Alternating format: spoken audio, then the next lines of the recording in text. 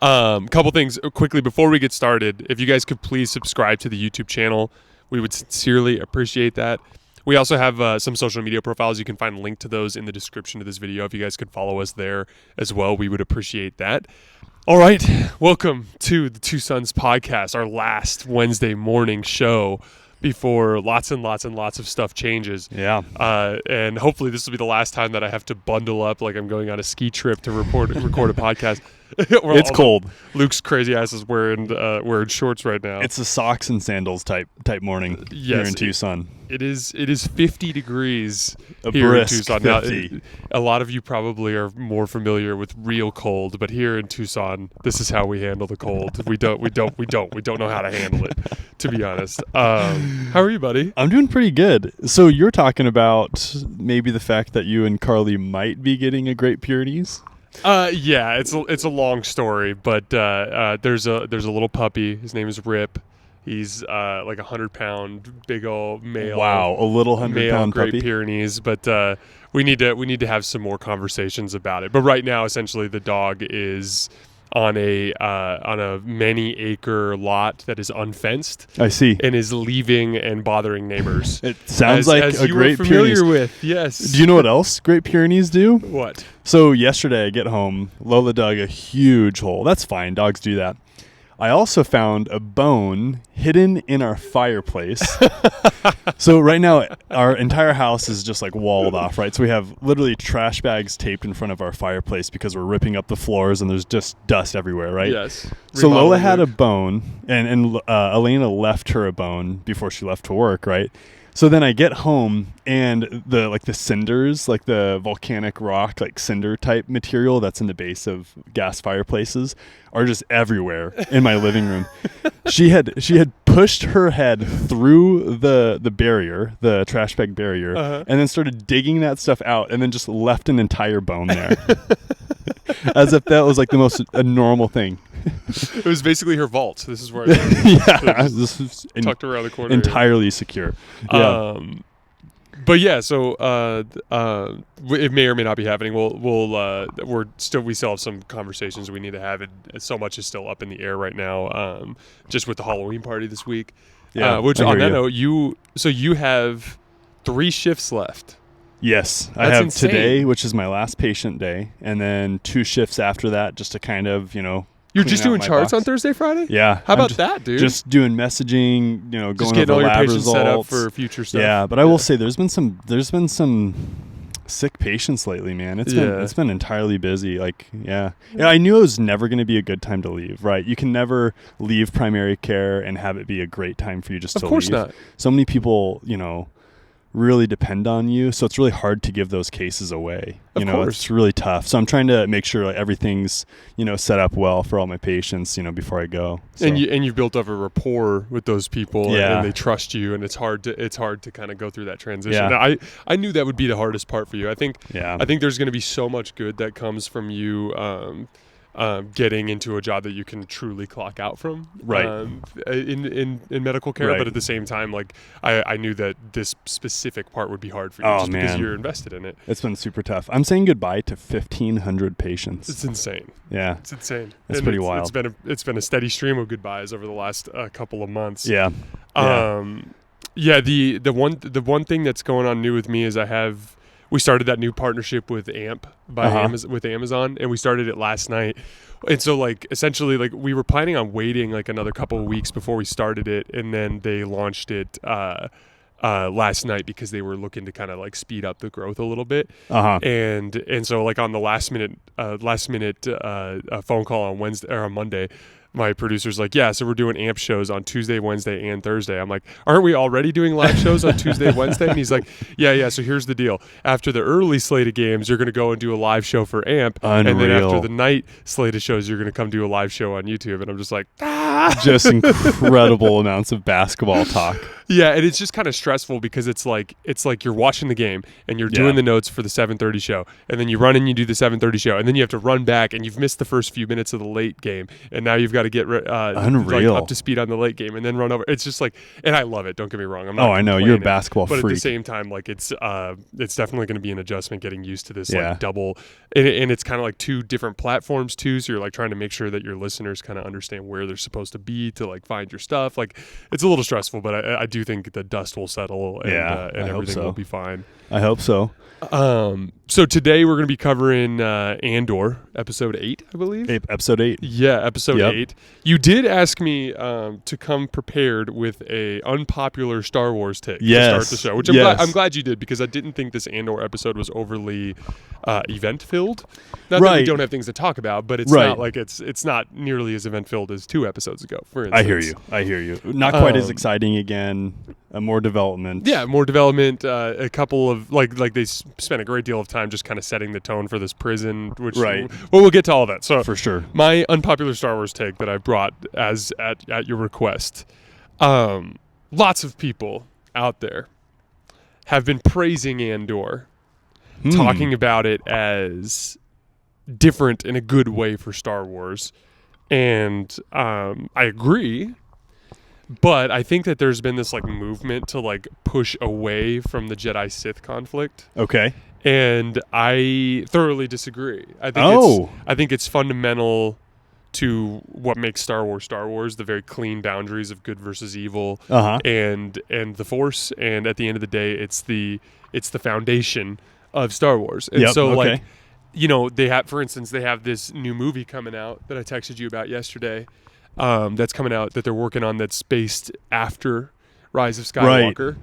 And to me, and they said that it's not going to be a Skywalker storyline, which means Rey's not going to be in it. Because Rey's a Skywalker. Because Rey's a Skywalker. And like I said, like we joked about it, she didn't say it. Yeah, like I'm Rey Palpatine, bitch. No, she said I'm Rey Skywalker. So clearly she should have leaned into her true identity, but instead she embraced Skywalker, which means she cannot be in this new movie. So now, as a result of that, like we can kind of guess that it's going to be like some potentially non-Force oriented movie. Yeah. It's also a standalone movie. So like I think that there's almost too much going on that's away from the core principle of Star Wars, when I really think that the issue is you just need to have a new storyline. It doesn't need to be Skywalker based to be an interesting Jedi Sith storyline. Yeah. I hope that they don't go away from that entirely. Let's go into the High Republic or the Old Republic, you know? Let's get into Darth Bane. Let's get into Darth Bane. Yeah. You know I would love that. Yeah. So no, I don't think that's terribly unpopular. I think that's good. I had a hard time, like when you said that specific qualifier to me, I had a hard time coming up with an unpopular take. So I want to hear yours. Here's my take. And I was literally thinking about this because I was watching Rogue One, which, by the way, by far at this point is entirely my favorite Star Wars movie of all time. It's a great one. It's incredible. Another Rogue One character showed up in this Andor episode, by the way. K2SO potentially in the future. I'll save it for a second. I know. I wonder how. I'm sure we're gonna see K2SO's origin story in Andor. I would imagine so. You did see the big guy that I saw from Rogue One. Today's episode was Melshi.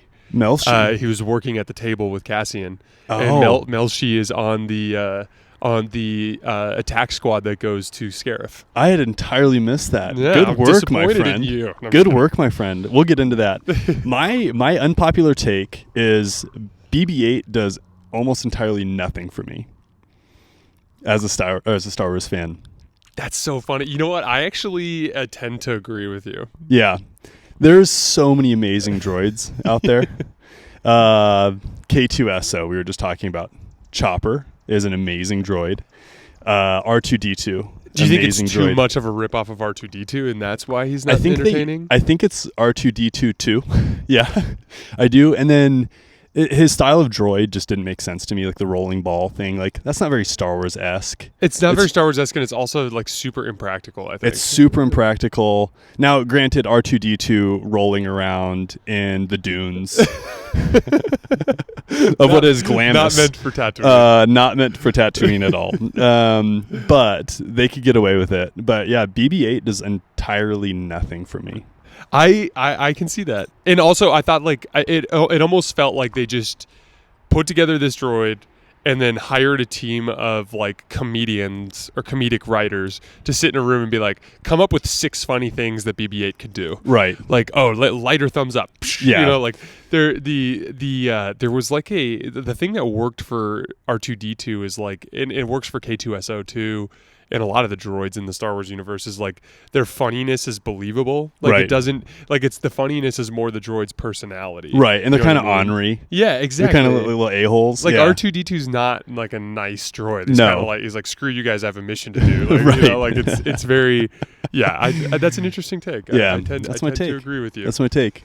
So I think that the most important part of this particular episode, because there was a couple like ancillary storylines that felt set up for future, like Cassian's prison cell, which we'll talk about. The Cyril helping the ISB and then asking for a job. That's going to circle back around at some point. Faye and Cinta are on Ferrix, kind of scoping things out, waiting for Cassian. That'll eventually amount to something. But the two like big events that happened were the ISB ends up coming to Ferrix and arresting Bix because she sent that message from that thing, which clearly they were tracking. And then I thought, and we can start here, I thought the most like impactful and important moment was Luthen going to visit Saw Gerrera, and basically kind of setting the stage for Saw Gerrera's biggest problem throughout his entire Rebel endeavor, which is that he doesn't trust a soul. No. And he refuses to team up with anybody. That is exactly it. And so that added a lot for Saw Gerrera's backstory, I thought. I thought so too. It helped us just understand Saw a little bit more, right? I'm not sure how often he'll be in this show, and I wouldn't be surprised if he ends up helping at some point. But like I really do think that, because we learned in Rogue One from Mon Mothma that like Saw Gerrera is basically like completely disconnected from the Rebel effort. And what was funny is like he kind of sits down in the room and it's like, well, that was a nice heist you pulled. It's like, well, actually, it was a nice heist you pulled. And it's like, oh, that's what I would say if I pulled a heist. You know, and it's like they're just go back and forth, like just playing this stupid game, and then like basically Luthen's like, hey, I'll give you all this stuff if you help my friend who's this rebel dude, and he's gonna need air support. And then like the guy's like, actually, I wouldn't help that guy. That guy's because he just comes up with reasons to not trust everybody that's outside of his particular team, which is so ridiculous. He Saw is quite literally a crazy person. Oh yeah, absolutely. And it's obvious. But you need crazy people in rebellions, I guess. He did at one point list off what appeared to be like a half dozen different like kind of clandestine rebel operations, and basically say every single one of them are lost. I know. Yeah, they're wrong. I'm right. The separatists were thrown in there. He mentioned the separatists. Well, he didn't actually call them. I don't think he actually called them the separatists. He referred to them as separatists. I think, meaning like he just called like. He's essentially trying to differentiate what he did from what the separatists did. Like, they're just like the separatists. That was kind of what I picked up from that. But at the end of the day, regardless of what it is, Saw Gerrera clearly feels that like his rebel operation is the only one that's right, and everyone else is lost, and then he just has to operate on his own. But what Luthen ends up saying to him, which is the truly important part, is like, none of us are capable of doing this. Right. The only way any of this works is if the Empire comes down harder, breeds more rebellion, and then everybody teams up. That's the only way this is working. And, for sure. And he's right. And it just kind of sets that stage. Yeah. So we learned that Bix has not used that antenna at all since the incident. Yeah. And she sends a message to Luthen, and Luthen doesn't respond at the counsel of his wife / partner, whoever it is that he's right. All of a with. sudden, she looks very powerful. Yes, she looks very important. Well, and like she's clearly a little bit more careful and calculated than Luthen is. Right. And Luthen's very like, come on, guys, it's time to do this. Like, let's just. He's all go. stoked. Yeah, like he's ready to just do stuff. He's sick of hiding, and and she's like, idiot, you're gonna get yourself killed. Right. So good thing they don't respond though, because it turns out the ISB is clearly tracking like any and all transmissions. That was critical. That was absolutely critical, because that would have pulled everything apart, and then Mon Mothma probably would have got pulled into it too. Mm-hmm. And what's funny is the dude that she asked, because like the dude that owns that shipyard that allows her to use that like antenna, he basically was like, I think this is a bad idea. Right. And well, and then she pushes through, huh? Yeah.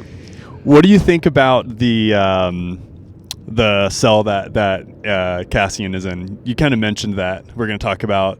Oh yeah, so prison. okay, dude, this prison concept, like, I thought this was such an interesting concept because, like, Yes. you could tell, like, the Lucasfilm story group took a great deal of time being like, how could we make a dope Star Wars prison? And I it's thought so too. We're in the middle of an ocean, and if you try to swim out from the ocean, like, you immediately get sucked into these, like, That was that was incredible. I know, and I loved. So this is how detailed Star Wars can be, and this is why I love it. They didn't even highlight that.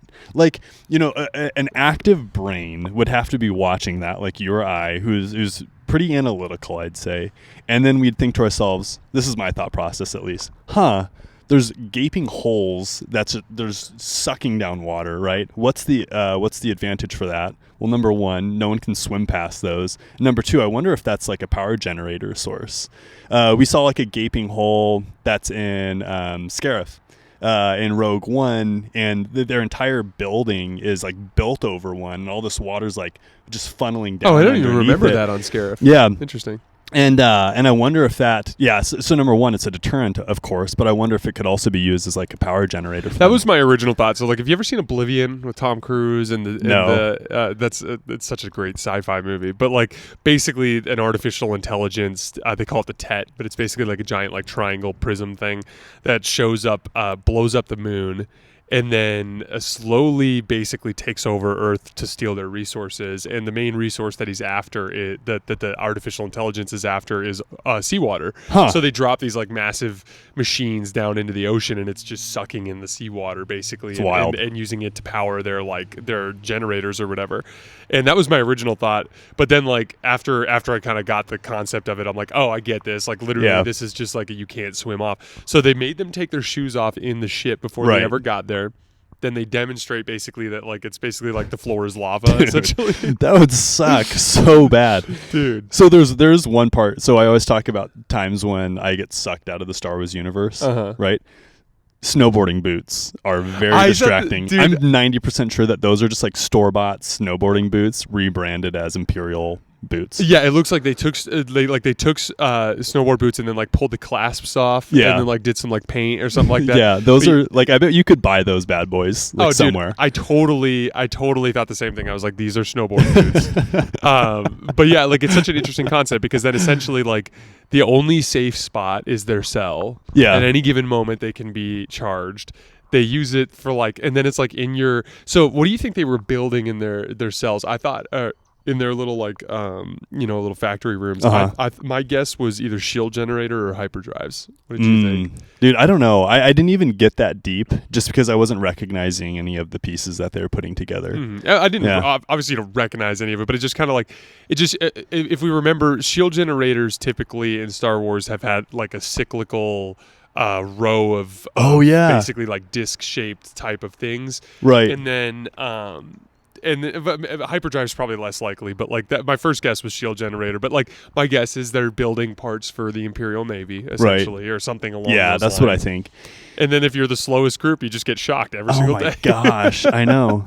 You know how I keep talking about how the Empire has a lot of parallels with like Nazi Germany. Yeah, they did another one. It's like it's nonstop. So the other one is there was kind of like for the barracks where the prisoners were staying in like Nazi Germany or wherever, they would have one of the prisoners be in control of them. And essentially it was someone who is relatively seasoned, and then that person who was in control was in a really tough spot because if they noticed someone acting out, their job was then to tell the Nazis. And that's essentially what that guy was doing, who was like cracking the whip and getting all the other prisoners to do their jobs. But then the issue is if something goes missed, the person who is supposed to be in control gets disciplined for it. And it's a really interesting way to like run a prison system. But yeah, that was another parallel. It's just like all these parallels I keep noticing. It's wild. And I don't know if they meant to do it or if I had just been to, Germany recently. Well, that's an interesting one because I didn't even know that. Yeah, it's a really about interesting Nazi concept. Germany. Yeah. But I think that's clearly they're trying to draw a lot of like specific parallels there. Like I'm sure you picked up on the conversation between Mothma and the other senators when they were throwing around some of those like Trump buzzwords where it was like, he speaks what's on his mind and stuff like that. Like they were, Palpatine, he says what's on his mind, like that kind of stuff, which was kind of funny. Yeah. That's definitely something that they're driving at, trying to draw parallels on that front. Right. The other thing too, that's kind of why we're talking politics a little bit. They have the PORD, which is Public Order Resentencing Directive. Yeah, they doubled everyone's prison sentence. Can you imagine? Oh. Okay, especially when your numbers on your cell, it's like just boop. I know. You're like, so what? 5 days left. You're like, all right, I can do 10 days total. Can you imagine? All right, 15 years, all of a sudden 30 years. Can you imagine if you were on a 6-year prison sentence and you had made it like 5.5 years in and you're seeing a number of like 120 and the next thing you know, it just goes like boop back up to like 2,300 and you're like, that would have hurt. I would have jumped into the lava as well. Well, they had like a weird moment where they were almost like questioning and what's his face? Melshi was actually leading this. But like they were questioning him and like trying to figure out how he got in there because it was almost like they were trying to figure out who was responsible. Right, for doubling something their changed. Is it you? You're new. Yeah. And then he goes like, "What did you do?" And then he's like, "Nothing." And then the guy was like, "We've seen a lot of that lately." Yeah, which is true. I mean, he literally was a tourist walking around. Quite literally. I'm sure there's a lot of just regular average Joes who are there who did absolutely nothing. Because you think of prison systems like, okay, bad people, right? And then, no, all those dudes probably just were doing nothing. Yeah, like very similar type of things. I mean, the dude got 6 years basically for running into a trooper while other people were running away. A shore trooper, yeah. Other people were running away, and he ran into a trooper and got 6 years in prison. Like, stuff. And Cassian's already definitely planning his escape, right? So he was analyzing the room that he was in, all the snow boot holder room. He was definitely checking that out. I think that's going to be part of his escape. Interesting. Yeah. I didn't pick up on that at first. When he was watching the actual factory work itself, it looked like he was trying to like pick up the paces of what they were doing. Right. There was that weird scene where like everyone was in the clear tunnels walking to their cells, and then they were communicating through sign language. Dude, I think that's part of the escape as well. Oh, I think he's going to team up with that dude. Them, yeah. Yeah, I think he's going to team up with that dude. That's how they're going to communicate with other sections of the prison. Yeah, and I think they're going to use that little sign language thing to escape. So when you rewatch Rogue One, you'll hear the phrase Melshi a couple times, but he, I believe, is the one who when they need to plug in the thing into the base so that he can send the message that they need to blow up the shield gate. Melshi is the one who actually runs out there and and tries to plug it in. I think he gets shot, and then the pilot ends up having to go up, but he dies in the Battle of Scarif. Yeah, that's wild. Very cool. So let's see. The obviously, so the ISB report from the incident on Ferrix is missing some key details, right? And basically, the ISB agent calls in Serial, and then it turns out this whole time he's been like just dropping a bunch of fake anonymous tips to the ISB to try to get Cassian caught. He's like, actually, it's been 6 times. She's like, yeah, I'm not counting the one from this morning. He's just been trying to infiltrate systems. He's a driven dude. I do not think he ends up being good anymore. You and I were talking, I wonder if he can end up being good because he realizes that the Empire just pushes things too far. No, he's got this personal thing with Cassian going on. Remember, what did he say? What was the one-liner he dropped? It was something along the lines of like, it was like if a rebellion must be crushed at the slightest bit. He said something along the line that was super overly ruthless, like dissent must be crushed or something like that. Go back to your mom's apartment and design dude. some clothes or something. Chill out. Yeah, go have more like weird banter with your mother, who About your clearly collar is size. very disappointed with your accomplishments in life. But yeah, so then finally, it's clear that she wants a specific piece of information Yeah. from him about what Luthen, looks like, some sort of descriptor, and he can't offer that. Right. And so then she's like, "All right, dude, get out of here." I know. He's wearing a green cloak. He had pants on. Gray green. Gray green. Yeah, black boots. Shoes of sorts. He also had hair. But yeah, so I guess the last thing that we have to hit on is just with Faye and Cinta being on Ferrix. Yeah. So Faye and Cinta are clearly in some Or I thought sort it was of romantic. Vel, sorry. Yeah. Vel and Cinta are on Ferrix, and they're in some sort of romantic relationship with each other. Right. And Cinta basically tells Vel, "You need to leave because I can watch this. It'll be less intense if I'm here alone." Right. And then Vel is upset because she wants to be with her, obviously, and they've been separated too often. But the one thing that's interesting there is remember, they're there to kill Cassian. I see. Not to like capture him or do anything like that. They're there That's to good close reminder. off a loose end. Yeah, that's a good reminder. We did learn that Cassian's mom is ill and doing funny stuff like messing with stormtroopers and I know. trying to open gates so that the rebels can come in and take over I the know. city. She's so cute. I know. I know. She means so well. She means so well. She's just all going in. down. She's all in. She is invested. She's ready to do her thing. Well, it's just so funny how the Bix and the other guy, they're just like, she's a rebel, dude. Yeah, she's a rebel. I know. Just let her do her thing. Yeah, Did you have anything else in your notes? Yeah, two things, or a couple things actually. So, Mon Mothma's relationship with her husband was clearly political, and they even state that it was. They straight up come out and said it. Yep. They married at 15 and for political reasons, as was the custom of Chandrila. He is a sketchball. He bothers me a lot, parent. Yep, and he's clearly doesn't like the dude that because remember at one point he was like, "You're around a lot these days," or something like that, and which. To be clear, Mon Mothma did say that he was going to be on Coruscant a lot more because he was going to basically be the chairman of that charity thing that she was making. Yeah. Mm-hmm. I think there's probably a 50-50 chance that daughter ends up getting into the rebellion. Mon Mothma's daughter. She seems a little bit rebellious. I also think there's a 50-50 chance that her husband is the one that ends up eventually outing her and getting her in trouble. I totally agree with that. The other thing is... So I've been trying to figure out why Andor looks like Star Wars, but doesn't 100% feel like Star Wars, and I think it's the music. You brought up the music last time, and it was kind of like techno vibe on the shores. Something that's like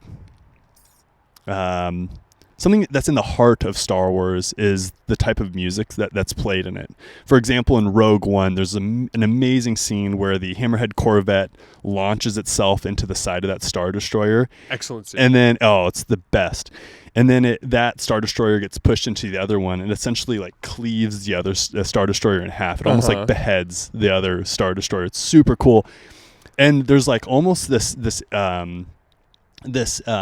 like feeling of silence during that scene, but then there's this like orchestra playing in the back. And it's super cool.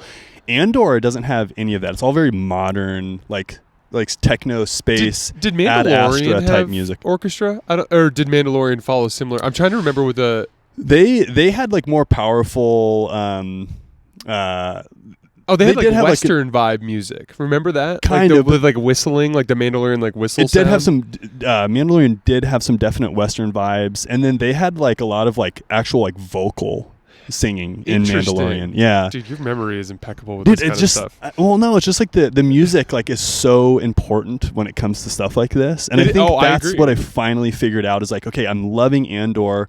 It looks like Star Wars. But there's still something just a little bit different than that, other than the fact that it's a little bit more gritty than other Star Wars stuff. John Williams is super jaded now. Just wants like $2 million an episode to score. They're gonna have to. I'll step up. I'll do Star Wars music for Andor. Like, do you have any experience? No, but I've got a MacBook and GarageBand. I DJ at Hi-Fi on Fridays. People, I literally have hundreds of followers.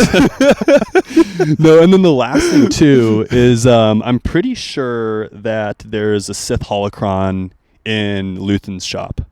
Really? Yeah, and you know what? So I looked into this a little bit more because I noticed it. It's a triangular Sith holocron, like I think most Sith holocrons are, and I looked into it and I was like, oh, like this looks like a Sith holocron, and then I Googled it, and they've been talking about this since like episode 5, I guess. So it's something that I haven't picked up on until now. Interesting. The only thing that I would say there is like I have a hard time believing because we know from Darth Bane that the Sith like hunt down these holocrons as sources of power and information and knowledge, and there's it's hard to believe that that Palpatine I totally would agree. have a holocron chilling under his nose in an antique shop. It has to be a replica. Yeah. Because then all of a sudden Palpatine's showing up, right? Could you imagine the Chancellor shows up? Oh, what is this? The triangle. Oh, that would be such an awesome I like the way it looks. scene. That would be actually.